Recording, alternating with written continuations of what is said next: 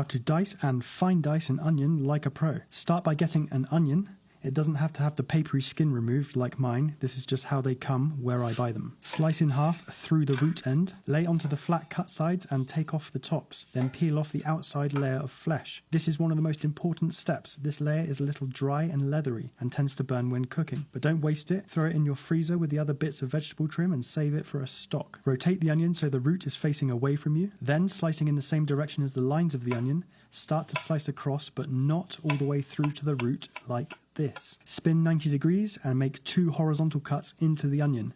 This step isn't 100% necessary, but it does give you a more uniform dice in the end. Pinch the onion together and slice across that until you get to the end, which gets a bit wobbly. So lay that onto the other flat side, which is a lot more stable, and continue slicing. Then make a slice coming off from the root and slice across that until you have just this little piece of root remaining. Save that for stocks as well. I would use this dice for stews, soups, rustic tomato sauces, onion jams, all sorts of things. Now onto the fine dice. The process is exactly the same, just with finer cuts. So, following the lines of the onion, start to slice across. Notice how I'm using my fingers as a guide by moving them back across the onion and not pushing the onion through to chop it.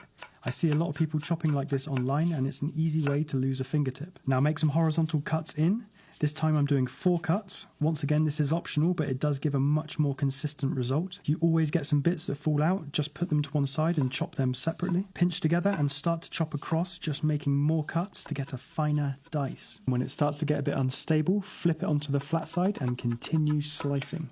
Then make some more incisions up to the root and slice across that until you have just the same piece of root left. And that's a fine dice, perfect for risottos, delicate sauces, salsas, and plenty more.